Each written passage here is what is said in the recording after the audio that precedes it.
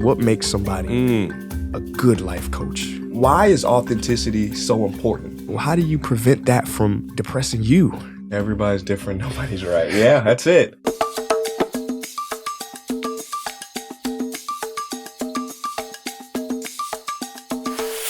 Let's do it, man. Right. Coach Mike. Yes. Coach Mike. What's happening, man? So happy that you are here in sauna sessions. I'm happy to be sweating with you.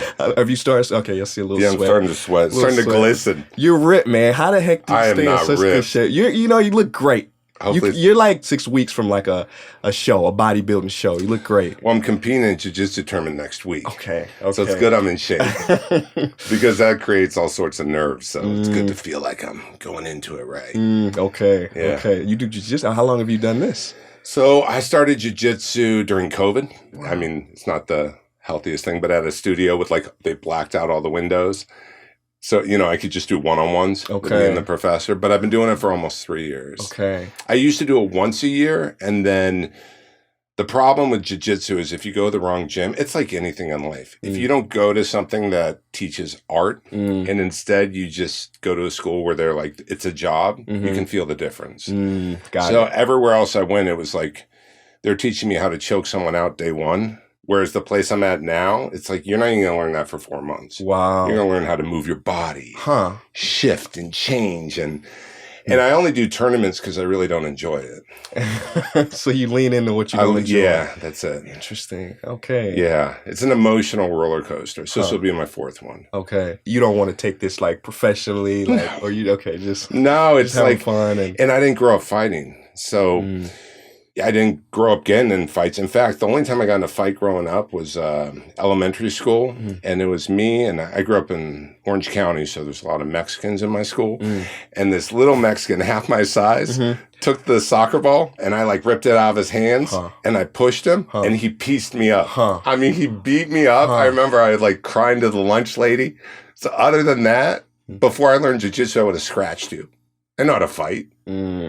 I didn't know how to defend myself or anything, so it's been a good journey. Okay. Yeah. Okay. And it's this is your new passion? Right now? It keeps my head real on point, and this tournament I'm doing it to reduce my ego. Okay. And to stop focusing on winning. Okay. I want to get into that. Okay. But first, first, thank you again for being here. Your work is so incredible. Been on TV shows, Dr. Phil, you've worked with celebrities, entrepreneurs, athletes, alcoholics, addicts. And you say it all comes down to being authentic, being your authentic self. Who am I? Why is authenticity so important? Without knowing who we are, it's really hard to know what we want or how to get there. It's like a wacky compass. It's like you put the address in MapQuest and it sends you in a different area. And it feels good. Right? We know when we're being ourselves, and it feels good. And when we can connect with another person who sees us as ourselves, it just feels good. And that's what I've come to learn is the reason people get addicted to drugs, for example, is they're chasing something that really isn't themselves. Well, we live in a culture, though, that it reinforces that, chasing something that's not ourselves, right? The word person, the Greek word comes from, it means mask, persona, meaning mask. A lot of people say, oh, Mike, you're acting out of character, right? So it seems like our culture perpetuates this inauthentic version of ourselves, fake it till you make it. How do you transcend in the trance of the culture and become your authentic self? First, we got to pull out. We got to pull out a bit. And the greatest teachers to us growing up is whoever raised us. And so we normally are imprinted with their beliefs and their thoughts and their ideas. And then we start to resist it at different times, but then we're kind of reinforced that it's right. Or schools will tell us this is the way to be. Sometimes we need to act out because we're like, this feels so inauthentic. I'm going to take it times 10. And sometimes we just keep our mouth shut. But at some point in our lives, it starts to create suffering. And the suffering grows. And I've gone through it. You've gone through it. Yeah, 100%. And it's a journey. Yeah. What was your journey? Because I know Oh you've boy. gone through some shadows and, Yeah, I was on the Hot Mess Express Okay. when I was younger. I went with like the homecoming queen and played basketball. And I mean, I got addicted to drugs heavily. I also, like, I'm gay and I didn't know anyone else that was. So I kept trying to be straight. And when you're gay and you try to be straight, it's really inauthentic Yeah. and uncomfortable. So that was a bit of a journey. And then realizing it's okay. Even career-wise, whenever we want to reinvent in our careers, we always have to go back to, like, who are we? And the first book that I wrote, Best Self, you create a character. Yeah. And my character is a wizard. And that's why I have a wizard right here. Merlin, with the right? staff. Yeah, Merlin. And I go back to, like, what would Merlin do? And Merlin has the characteristics of wise, compassionate, loving, funny, fearless. And I have to constantly remind myself. And the people I work with, I have to constantly remind them of who they are. Man, we could save a lot of time of suffering if we were really encouraged to be ourselves. Yeah. And taught. Yeah. Yeah. Your process, okay, so not only what I've read in your book is like you not only create the image of the best self, but also the anti-self. Yeah. Why the anti-self? For some people might think, okay, why give power to the shadow? All of us in our lives today have something that is bothering us or a pattern, and we can't seem to get out of the pattern. It could be playing video games too much. It could be sex. It could be whatever. Not going after that career we really want, not moving to another country. I think sometimes when we add a little bit of humor and identify the character of the shadow, it allows us to look at it with more compassion and understanding. Whereas if I just go, I'm in fear. Okay, I'm in fear. What do I do with it? If I'm like fearful Freddy and I create the character, I'm like, no, let's bring Merlin into the mix. Let's bring him up. So I find that it's a helpful exercise because it allows us to go, I'm not that. I'm better than that. And it's a great way to add a little bit of humor to those qualities we don't like about ourselves. And I found when we can add a little bit of humor, I work in mental health, right? I deal with people in really dark places. Yeah. And the best way to shift someone is crack a smile. Wow. It's the best way to start working with someone. If their facial expressions are like, they're not giving me anything, I got to dig in a little. I got to figure it out. So interesting. Right? They're disarmed, that you got it. Have you ever, I know you so well studied, yet you keep it so real, but in your studies, have you ever gotten into, I know you know CBT, but the predecessor was REBT, Rational Emotive Behavioral Therapy, a guy named Albert Ellis. Have you ever gotten into his work? Of course. Yeah, so he talked all about how if you're feeling an uncomfortable emotion, you make a song out of it. Bring some levity to it, right? So things bring us down, gravity, but the levity can take us up. Right. I think that's why music is so healing for so many people. I know even yesterday I was having a bit of a dark day. I'm like, I don't want to live in Los Angeles anymore. Yeah. I'm just kind of like, I'm seeing billboards instead of seeing the billboard as, it's just an advertisement. I'm like, they're pushing their agenda on me, right? Like I'm like in my head and I turn on a song and it shifts the mood, right? Wow. And there's so many great therapies out there today. Like you mentioned, REBT, there's DBT, there's CBT, there's, somatic work, there's being in a sauna. Yeah. Speaking of sauna, because this is kind of a self-care. What are some of your self-care, like things that you do? Self-care things that I do. Yeah. Music. I spend time with friends, meditate. I love Jiu Jitsu. So I started doing that as self-care. Board games with friends. Yeah. Okay.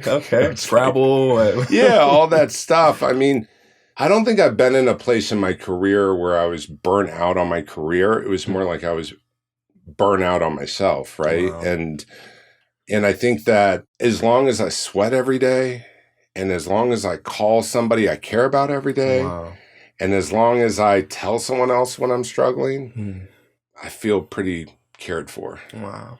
Beautiful. You just simplified it. And it's so powerful. Those simple things are atomic, right? They have the biggest effect, biggest impact. Let's go back to the self. I'm a big fan of not just Western science, but also the Eastern mystics, the Eastern philosophy. And so, first of all, I love what you're saying about seeing the shadow, making a joke out of it. It takes it, like you said, from fear into a state of love. How can you show compassion to it? How can you bring Merlin into the mix? Right. I don't know if you're familiar with the Eastern, like the Hindu idea of the self, like they call it the Atman or the Brahman. Some Western scientists have talked about the self. Einstein talked about the illusion of the self. Hippocrates, the father of medicine, talked about there's one self or one soul in different bodies. Schrodinger, the guy, Schrodinger's cat, this physicist, he talked about in one of his books that, again, there's one spirit, one mind. And the illusion of separation is just that, an optical delusion. To sum it up, the Eastern idea of the self, that there's one self, that we are one. Have you contemplated that? Does that play a role into kind of your process? For me, when I'm working with someone, I just try to figure out what works for them. So I'll dabble in anything and everything to figure out, what connects in their life right now. I think I'm like you, that I'm a searcher and I'm curious. Yeah. And I'm always having different beliefs. Sometimes it's like, oh, the universe is going to bring it. And sometimes it's like, no, get your ass out and connect with people, right? And so I don't think anyone has it figured out. And I think it's about what works for you today that's healthy. Yeah. What's I like to call it, what's your portal? Yep. Into that peace, that authentic self. Correct. Yeah. And it can change throughout life, right? It can change as we grow, as we change, as we evolve. Our portals can change. Yeah, and it depends on what state of mind someone's in. So if someone's clinically depressed, they're not going to be in a state of mind where they're going to believe the universe is working for them. So you got to have a different technique. So it really depends on where somebody's at in their life, from my experience of working with people. I think the problem is when we try to put something on someone and make them wear a hat, instead of being like, here's this hat, here's this hat. How do you want to dress up? It's a loose garment, right? That's more my strategy whenever I'm working with someone. Got it. And then understanding their culture and where they're from. And because everyone's different and nobody is right. Everybody's different. Nobody's right. Yeah, that's it. That's it. Wow. They say there's one Earth, but billions of worlds. Billions of worlds. Crazy? So crazy. But I love how I was talking to you before this podcast started, and I asked you about why you moved. Yeah. And you just were like, because it was just time. You got that feeling and you went with it, and you could. It actually sparked an inspiration in me a little bit where I was like, oh yeah, that makes sense. Like, you just got to go. And I imagine that part of the reason you decided to go is it was more in alignment with where you felt like you were in this phase. Yeah, absolutely. I think everybody should do an exercise I love, which is get a piece of paper, a blank sheet of paper, and write down 100 things that you want to do, accomplish, achieve in your life, whether it's relationship, whether it's I want to own a dog, or, I want to live in Egypt. Right. Write it on a list, write it down and see it, and just check those off, check them off. And honestly, maybe we don't have time to get to all 100.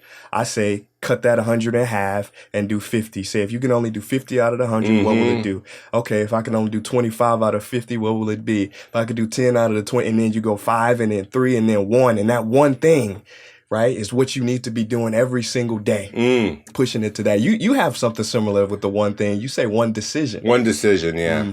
Yeah, we're always one decision away from bettering our lives. And we make over 25,000 decisions a day, which is crazy. The amount of times we think about anything, everything's a bit of a decision.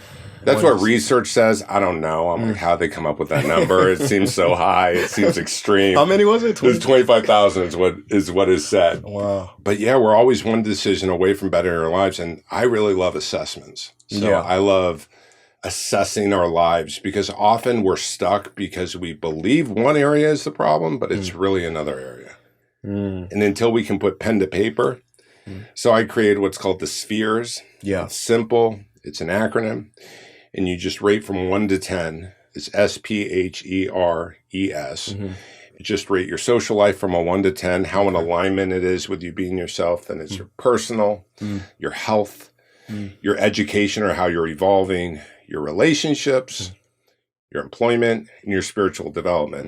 And then what I like to do is go, okay, let's look at the lowest number. Okay. Do you want to change it? Because sometimes we complain about things and we don't want to change it. So I always say to people, well, do you want to change it? Then stop talking about it as a problem. If you don't want to change it, let's go on to something else. And usually they'll be like, because people don't want to defeat themselves when it's pointed out. And so then I like to help them figure out, well, what is one decision you can make today? Because usually we are just one decision away, is what I've found. So there's a story that I read a long time ago. It's about a man visiting his best friend, and his best friend had a dog. So the man visits his best friend at his house, and it's a new house, so he's giving his friend the whole tour. Like, look at this is the master bedroom. This is the kitchen. The friend, he sees the man's dog in the corner. The dog is kind of whimpering, like, what's going on with your dog? He's like, don't worry about that. He sit there. He loves to sit there. That's his spot. He's like, is he hurting? Is he in pain? Yeah, he's actually laying on a nail. And he's like, well, why doesn't he get up and move? And he said, oh, man, because it's not hurting him bad enough yet. How do we help people to change, that don't want to change, that don't want to get up off the nail? Does life have to hit them hard enough? Well, it depends on what it is from my experience, but enabling people is different than helping someone. And I think people get the two confused a lot. Enabling is allowing someone to continue in a self-destructive behavior and co-signing it. Helping is helping them reach a better place in their lives. It really depends on the circumstance. Okay. But I find that there's two things that motivate people to change. Emotional pain or pain, physical pain, spiritual pain. The nail needs to be deeper, right? Or consequences related to not changing. Those are the two motivators. And if we care about someone and we're not allowing that to happen, we're just prolonging their suffering. That's been my experience. And that's dealing with people that are stubborn. You know, I love drug addicts. I love working with them. I love people who are really depressed. Like, I love getting in there because I find that you can see such quick change happen quickly where their lights start to turn on and they start to make a shift in their lives. And I find those are the only two reasons people change. Wow. Physical or emotional? Yeah, like spiritual pain or sick and tired of being sick and tired, you know? Okay. How you feeling, by the way? Man, you are roasting me. I feel like I must smell now. No, you're good. You're good. Yeah, you look good. I'm sure you're healthy. Oh, thanks, man. This is like a glow. There's nothing but electrolytes. This is nice. Yeah. Let's get some coconut water. Let's get some water. Yeah, let's do that. Hydrate. Thank you. You're killing it. This is sick, man. Love this conversation. Me too. Thank you. Beautiful. I feel naturally high from that sauna. Yeah. I really feel naturally high right now. I don't think I've been in an infrared sauna in years, and I don't know what shifted, but I feel high. And because I'm a recovering addict and alcoholic, I don't get high much. Okay. So we got a new addiction. It's moving in. You got to get you one. Yeah, it's going to come in on a U-Haul. So, but spirituality, you're asking when we make decisions from a spiritual place. Well, I think spiritual place is the same thing as authentic place. It's a place of who we are at our soul. And I think when we're operating from a spiritual place, there's actually no negative existence in it. It just is what it is. And I think we can get really confused with spirituality and religion. I think spirituality is your own journey in life and coming to your own understanding of what you believe with it ever changing. Where I believe religion is, this is what you're supposed to believe. This is how you should believe it. And it's just a different journey. Wow. The purpose of religion, right? The natural evolution of religion should be into spirituality, but so many of us get caught in religion, in that system, which is basically another school system. Yeah, and I've found it's interesting. Any extreme community, and there's extremists in every community, I think is what creates greater harm to communities. So even in the recovery community, if somebody is in recovery from alcohol or drugs and they say, this is the only way, this is what you got to do, this is how you must do it. If it becomes all these series of things, I think it's extreme. And I think it doesn't leave room for your own journey. But it's scary to go on your own journey. How do you feel the fear and do it anyway? Ask for help. I think it's so important that we surround ourselves with people who see us, hear us, encourage us, want us to win. And I think it's incredibly difficult and to feel like we have to do it alone. Yeah. The interesting thing is I found so many people want to help us in life. We often go to the wrong people. But if we really lean into the right people, it allows us to really identify what we need to change in our lives and just get to it, you know? That's a good point. So it's funny because there's so many life coaches out there. You know, it's kind of a wild west. Everybody's kind of coaching on Instagram. And I think there's some good to it. But you said when you surround yourself with the right people, how does somebody find the right life coach? What makes somebody a good life coach? Good life coach. Well, I mean, how do you find a good coach in general, right? And I'm backtracking a little bit, but it reminds me of when I went to high school and I played basketball and I went to this big high school called Mater Dei, big athletic school, always ranked top 25 in the country for high school basketball. And they took it very seriously, you know, go Monarchs. And I had a coach and he's still alive. And I can't tell you that I learned much about him. He didn't make me a better person. Okay. There was fear of not doing the right thing, but I spent so much time with this coach, and it would be so nice if I was able to be directed or coached towards being a better person on and off the court, how to deal with emotions, how to breathe, someone that would really listen to me, someone that I could maybe bring something to that I was scared to be vulnerable around. Like, to me, that makes up a good coach. And these days, you're right, there's a lot of coaches, and how do you find someone that is appropriate? And I think, well, there's two types that I see out there. They're the ones that build the communities that they have, and some people really do well with the whole community aspect in those coaching. You know, you may have one big coach and he has a community, and people really love the community. Then there's the one-on-one coaching. And I think it's really getting clear on what you want and finding someone that specializes in it. It's like the old saying, jack of all trades, master of none. Like, there are certain things I'm garbage at coaching, and I need to know that.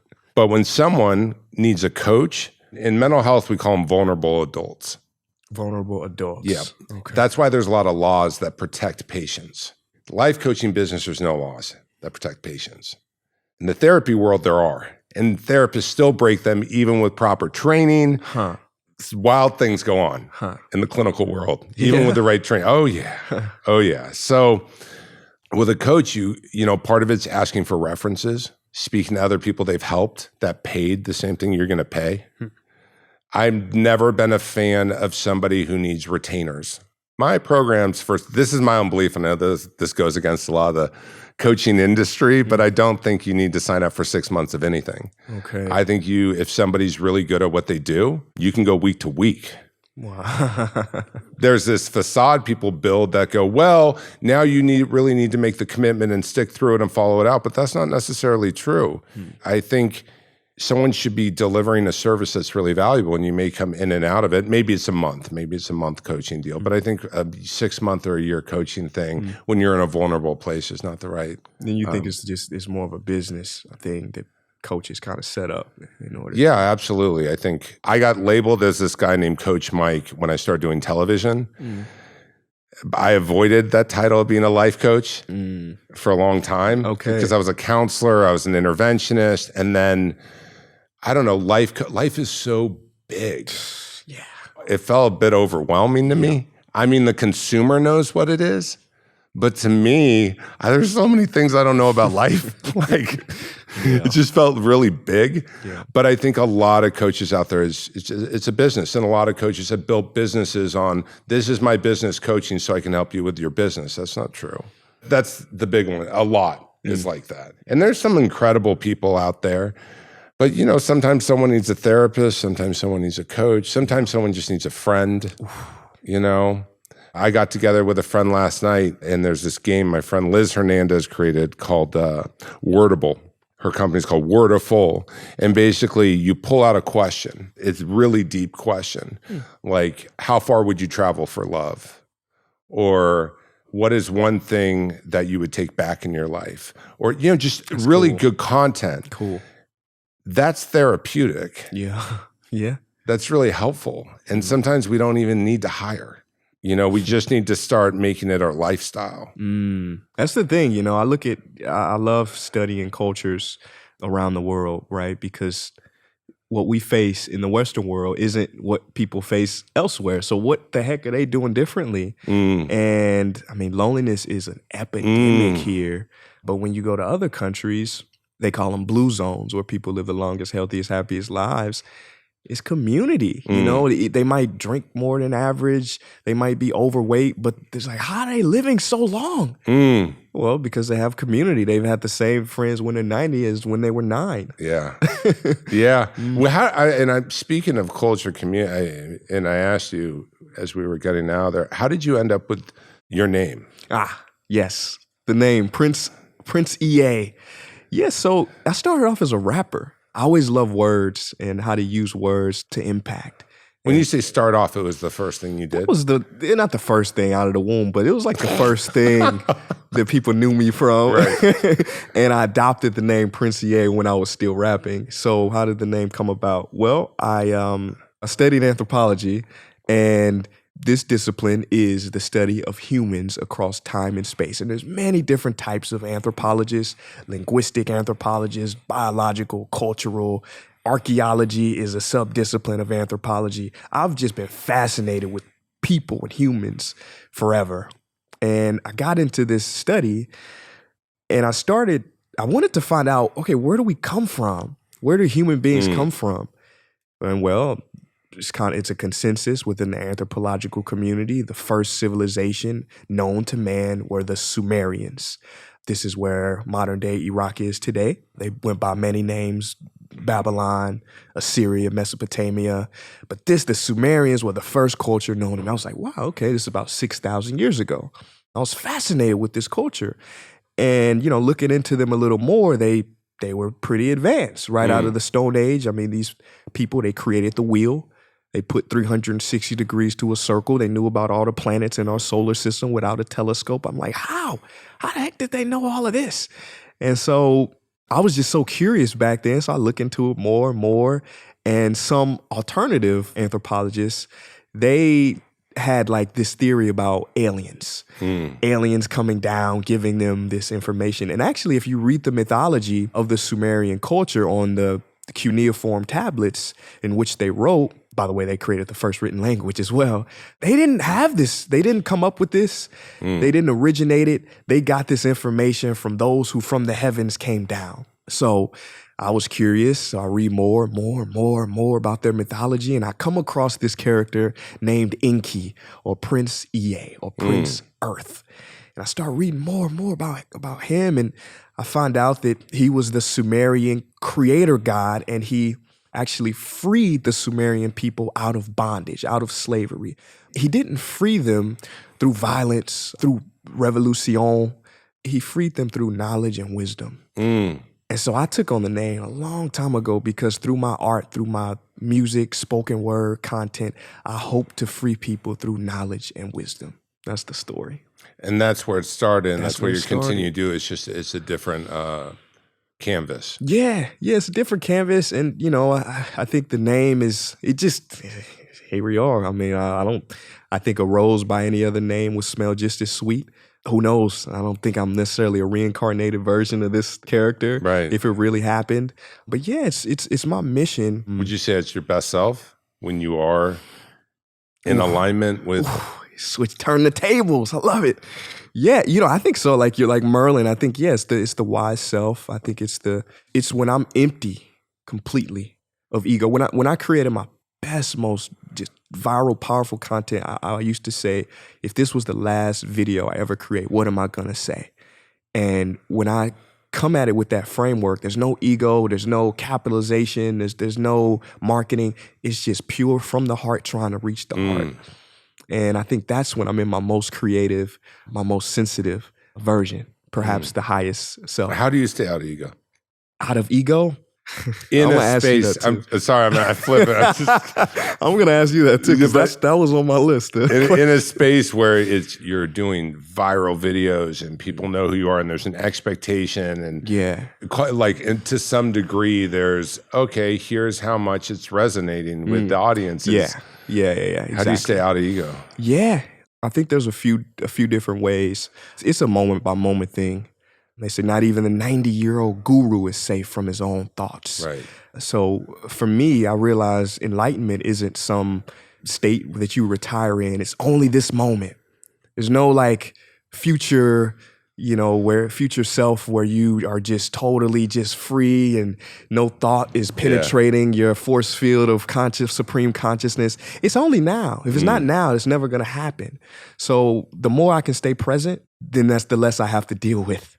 Right? Somebody said, make today a masterpiece. And I love that. But I took it one step further. I say, make this moment a masterpiece. How can you make this moment now a masterpiece? And that's all you ever have to worry about. Makes it simple. Yeah. My favorite definition of ego, I think it was Wayne Dyer. He said, ego is edging God out. You know this one. Yeah. And that's it. I mean, and God is love. Whatever we believe, it really comes down to love. So and the opposite of love is fear, right? So that fear vibration versus the love vibration. If you can stay in the love vibration, the ego can come and go as it pleases, but you affirm. I love acronyms and abbreviations. And sometimes when people say God out, there's just saying, it's good orderly direction. Take God out then if you don't believe it. It's just good orderly direction. Good orderly direction. Wow. Yeah. And how do you tap into good orderly direction? I mean, life is so interesting because it's in a lot of ways so simple, but then it's so complicated because everyone's different. That's what I've come to. Everyone needs their own operating system that's going to work for them. Yeah. Because some people are more introverted. Some people are going to be way more eccentric and outward with their expression on a canvas. Some people, it's going to be very behind the scenes. So I think deep down we know when we think about what's the right thing to do, meaning it's appropriate as a human being respecting another human being. Yeah, deep down. Yeah, I mean, I think we tap into that wisdom consciousness, that wisdom space. There's somehow something's coming up for me with you saying that. There's this, I went through a course called the Silva Method not too long ago, maybe a year ago. And there's this exercise you can do called the laboratory, where you basically, have you heard of the Silva Method? So the Silva Method was created by this guy, Jose Silva, in order to first tap into alpha brain state and then pretty much answer any question that you have, be more efficient, optimal. It's pretty much, they say, that kind of the cheat code to the brain is the Silva Method. One practice in the Silva Method is called the laboratory, where you close your eyes, you get into alpha state, and it's a whole practice that you go through, but essentially it's you count down from 3, 2, 1. And if anybody's listening to this while they're driving, don't do that. Don't do this. But you count down in your mind when you're in a nice, quiet space. You count down 3, 2, 1. And as you count down 3, 2, 1, you see the number 3, and then you see the number 2, and then you see the number 1. And then that takes you into alpha. So when you're in alpha, you imagine that you're in a laboratory. And this is your personal laboratory. You build it. You can construct it anywhere. You can construct it on the Mojave Desert. You can even put it on another planet. This is your personal laboratory. You can cure disease in this laboratory. You have all the technology, all the AI. So when you're in this laboratory, you have an elevator. And on this elevator, you can imagine anybody, living or past, coming up. And as they come up, you see the top of their head, you see their eyes, you see them come up. In your mind, you're doing this visualization, you see them come up. And when they're all the way up, say if I wanted to talk to Albert Einstein to figure out a question, I can see his hair and then see his eyes, see his nose, see his whole body comes up, and then I greet him. Say, hello, thank you for being here. And then I ask him whatever question that I have. And this method, I can't speak for anybody else, but it has definitely helped me to tap into, because it might not really be Albert Einstein coming up, but there's an infinite universal intelligence that you already have within you that you can tap into. I like that. So it's a way kind of like you just said, it's a way to find that understanding, that wisdom that you already have deep within. It might be hidden, might be behind some clouds. Yeah. Yeah, it really requires sitting still. I mean, isn't that really where so much comes from? Sitting still with a question or with silence, or try to get to a place of thinking nothing, or visualize, like everything kind of, when we want to improve our life in a lot of ways that has to do with answers to things. I find it's either that sitting still or it's sweating. Okay, yeah. You know? That's true. Yeah, it's funny. Yeah, I mean, to this day, I don't feel that I've ever come up with anything original. Every idea I've ever had has come here. I didn't go out and find it. It came through me. I don't take credit for anything. And it's that space, that vibration of, I think, humility that can also give you a lot of peace. Because the ego wants, I did this. I hold up the trophy. The ego did this. No, it came to you from something else, somewhere else. Yeah. Yeah. One question. So I like looking at numbers and studies, and there's a bunch of studies on the mental health of therapists, of psychiatrists, and it's pretty poor. Man, you've traveled the world. You've been with so many different types of people, and like you said, in the sauna, depressed people. How do you prevent that from depressing you? Well, I've had depression. I don't think anyone gets into this profession who hasn't gotten through or overcoming some degree of suffering. But, I think in a lot of ways, whether we're chosen to do certain things, like I never would have expected I was going to do this in my career. And I'm sure you never expected that this is where you would end up, right? I never would have expected that people would be hiring me to speak for their companies based upon my past, or working with, corporations. Like I would never think that, right? And I still am like, really? Really? And I may be a little different in this way. I don't believe I have the answers, and I don't believe I'm better than anyone else. Yeah. And I get that from you. You're so down to earth, and you connect very well. Thanks. Yeah, no. And if you were an emotion, you would be love. That's how I was thinking when I was changing. I was like, if he was an emotion, he would be love. Really, that's the vibe you give. And I think that we all go through tough periods in life, all of us. And sometimes we don't hit those tough periods because we have big distractions, whether it's having, kids or change of jobs. And we often build our self-esteem through what we do. Yeah. Or how people see us. And it becomes really tricky. How do we shift ourselves when we're really struggling? My thing is, so I grew up in a family with a lot of mental illness. So it's like, grew up around it, struggled with it myself. There was a period last year I was going to therapy a few times a week. There's a period last year I had a coach. There's some weeks I go to more recovery meetings. Instead of watching a movie with a friend last night, we're playing a game with deeper questions. Because I know I need to do these things, or it's a bigger pull. It's a bigger struggle. When I start to view the world, I know for myself, when I get sucked into devaluing of people, places, or things, that's like a very quick go-to. When I start devaluing, even things that aren't right, when I start putting energy into things I can't control, that aren't even right, that are horrible to see, but when I start creating stories and obsessing, I know for myself, Mike, you got to double down. Got it. Wow. That's like a trigger for me. Because that energy, I'm not changing the world. I'm not making it a better place. I'm not bringing love into the situation. I'm not bringing solutions into it. And all I'm going to do is complain. And so for me, that's a trigger where I go, uh-oh. Wow. That's and because I know what comes next, and then comes next. And then all of a sudden I start isolating. And all of a sudden, the people that even love me, the friendships, I start getting a little, that was a little weird. they're never asking me about me. Like, whereas before I don't even get, all of a sudden the ball rolls, right? The ball keeps rolling.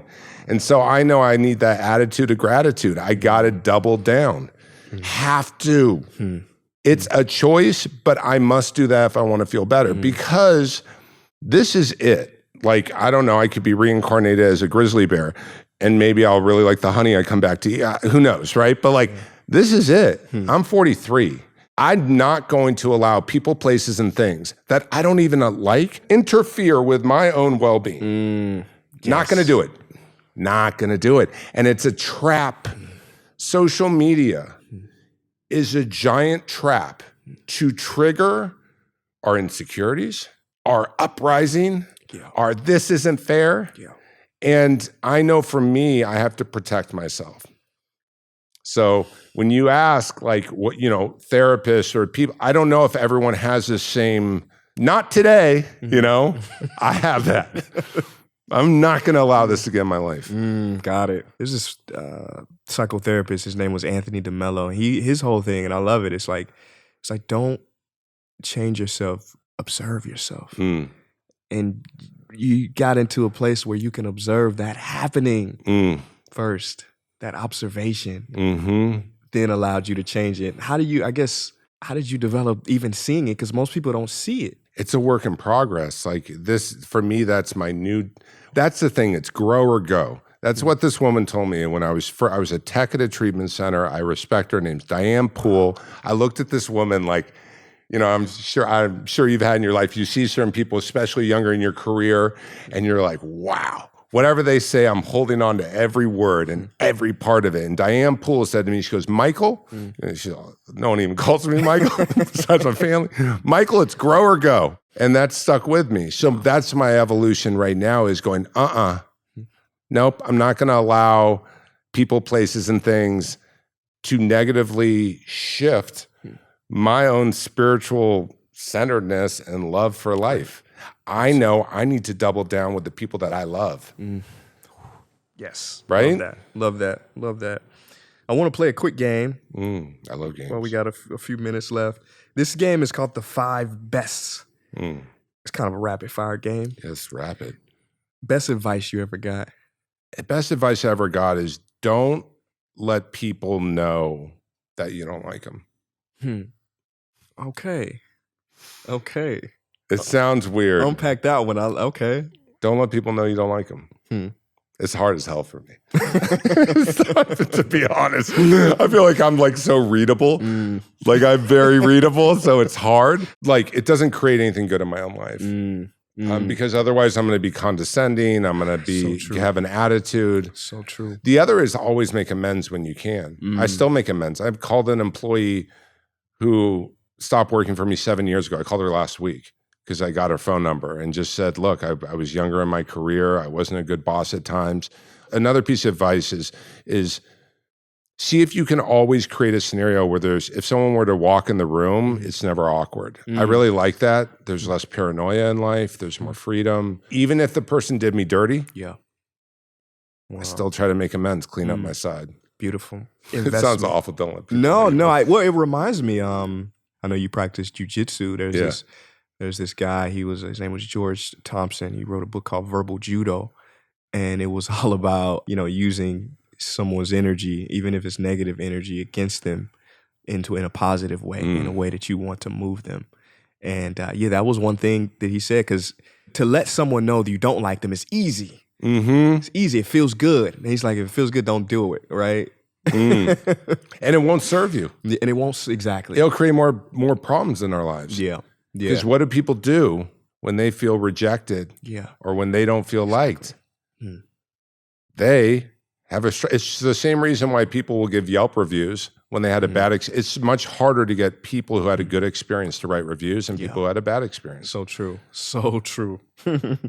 Best investment you ever made? I would say Apple.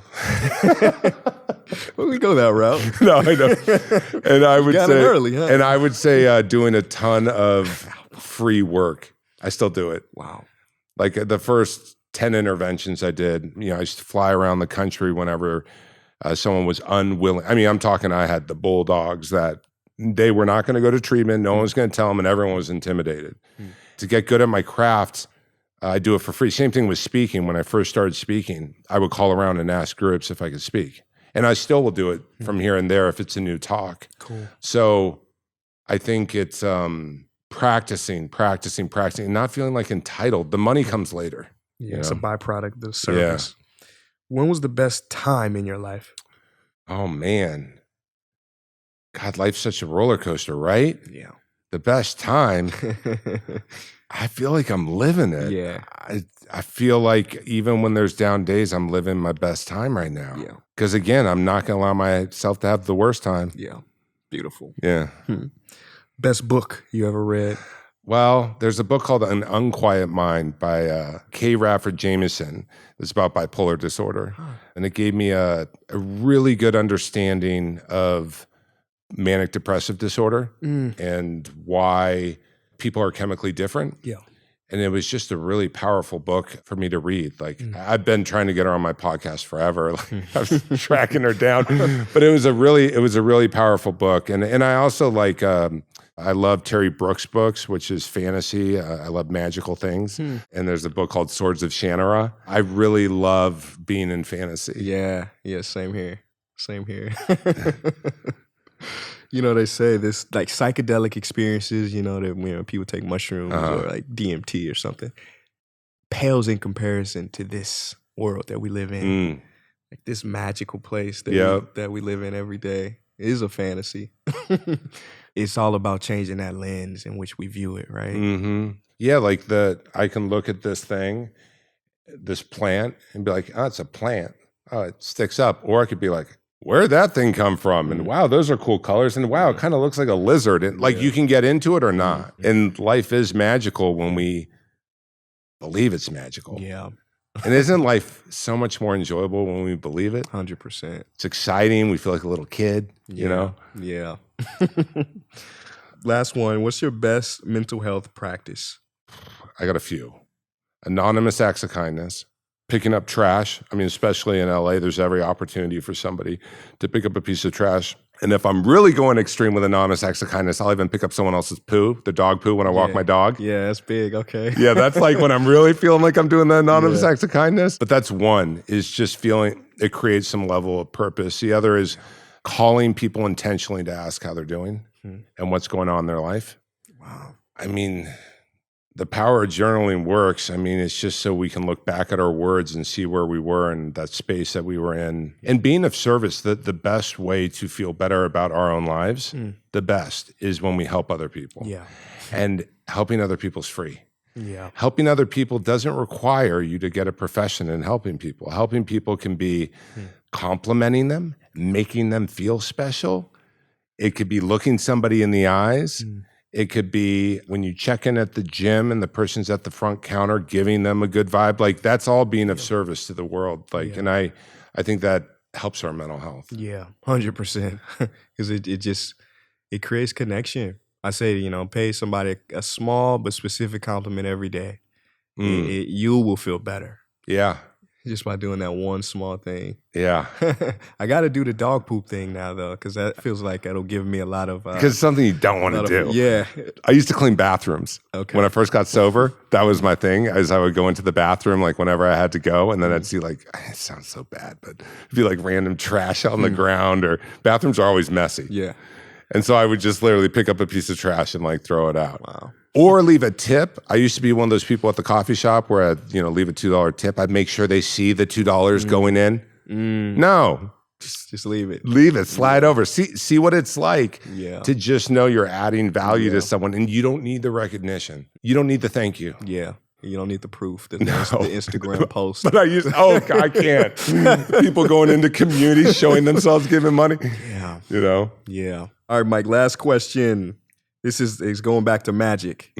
So if you had a magic wand that you could wave at the earth and make a wish, tomorrow when you wake up, that wish would be granted. What would that wish be, the magic wand wish? Oh, boy, the magic wand wish. I mean, it's not even possible, so I guess that's why the magic wand wish, right? Yeah. The magic wand wish would be like everyone treat each other with love. Yeah. That's it. Like, it would just be so wonderful to, it can become a little disheartening. Even when I walk my dog, I'll sometimes intentionally be like, let me get eye contact. Let me say hello. For myself, selfishly. Yeah. It's difficult. Yeah.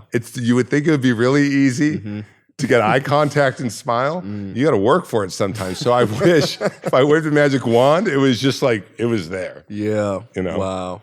Love that. Love that. We're so similar. I'm just, you're a Virgo, right? Yeah. Okay. You too? Yeah. Felt that. When's your birthday? 16th. 19th. Okay.